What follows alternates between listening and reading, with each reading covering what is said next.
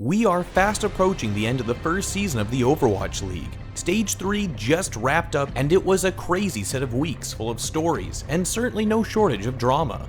We saw Effect's double return to Korea, Dreamcasper's scandal, Mistakes stepping up to the plate, Boston's undefeated stage run, the insane multi-4th place tie, the addition of Awesome Guy and Saebyeolbe breathing new life into the mayhem, Pine's return to NYXL, and their seemingly decisive stage title win. The final match of Stage 3 was a contest for the Beast in the East. New York would face Boston in an exciting struggle for the title of stage champion. It was a clash of styles, egos, and skill that would signal the continuation of a dynasty or the beginning of an uprising. Ultimately, the end result of this entire title match on paper looks like a decisive NYXL victory, but the score doesn't tell the full story. In reality, this entire match was narrowly won. The key is how NYXL were able to take seemingly impossible situations and turn them into wins. Throughout all of the games played, NYXL show a level of team synergy not found on any other team in the Overwatch League. By closely analyzing the first map of the title match, we hope to highlight where New York's team play was able to make the difference against the Boston Uprising. Let's break down this collision of powerhouses. Or, let's take a look behind the action on this title match. We're gonna kick it off on Route 66. On Route 66, coming out of the gate, the NYXL ran a Ryujehong tank line that threw Boston for a loop. The pick potential of the tank duo causes Boston's dive comp to scatter in fear of hook-halt combos.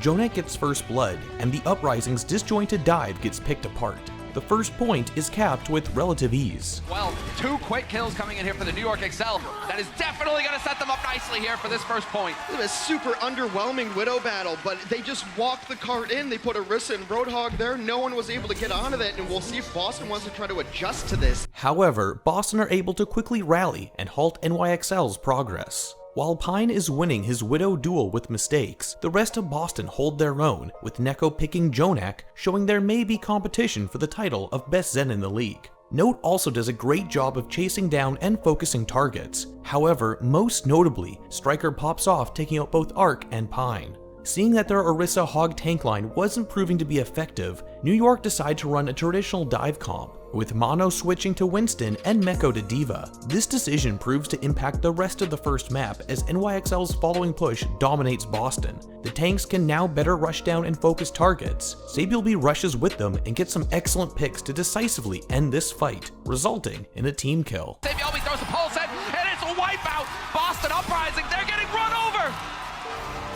There's the horn, team kill. NYXL ride this momentum but get stalled out before they can push to the last point. In a rather close teamfight, Boston manages to hold their defenses, if just barely. Now with the Uprising's turn to attack, things start off with as Mistakes takes out Pine, almost as soon as his team's push begins. Arc is forced to res Pine to try and stabilize their defense.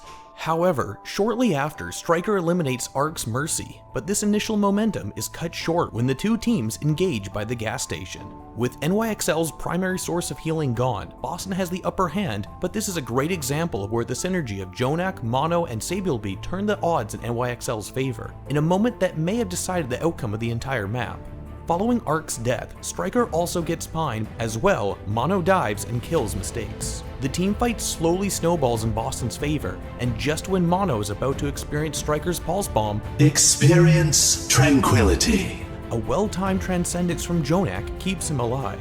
Now with the safety net of Transcendence, Mono and Saebyeolbe clear out the Uprising. This buys New York a fair amount of time on their defense, which would prove to be invaluable. For now, Excelsior repel the Uprising. With around 1 minute and 30 seconds left, Mistakes is once again able to pick Pine, which enables Boston to start their onslaught, and they are able to push past the first point in a messy teamfight. They continue the push all the way through the second point, which starts off with Mistakes taking out Pine again. Striker gets a clutch 2k with a Pulse Bomb, and with him continuously pushing the payload, the Uprising nearly reach the second point. But NYXL regroup and put up a fierce resistance. Note gets some crucial kills and puts in some real work with Baby Diva, also in part to Kelix pocketing him, but their teamwork keeps the payload moving.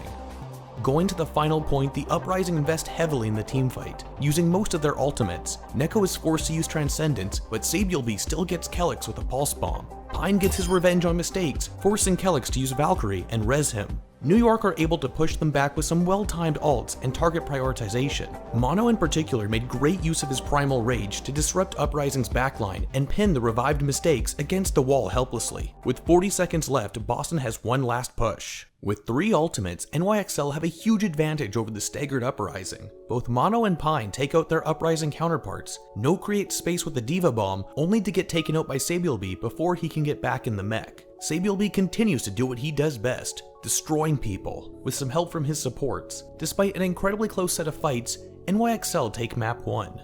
It should be known that Boston played quite well, both with this and the rest of the maps, and gave the Excelsior a great run for their money. From what we can gather from these various team fights is that NYXL play to their star players' strengths, and are able to adapt on the fly to support them and create situations in which playmakers like Pine or Saebyeolbe can rack up the kills. NYXL would take this momentum and continue on to once again claim their title as stage champions. They even forced Boston to a draw on Volskaya, which was the Uprising's best map during their undefeated run in Stage 3. Regardless, NYXL showed throughout this series what separates them from the rest of the Overwatch League, and we are most definitely looking forward to their return for Stage 4. That's all for now. If you enjoyed this video, be sure to like and share. Otherwise, to stay up to date with more of our content, be sure to subscribe or hit that bell for notifications. Thanks for watching.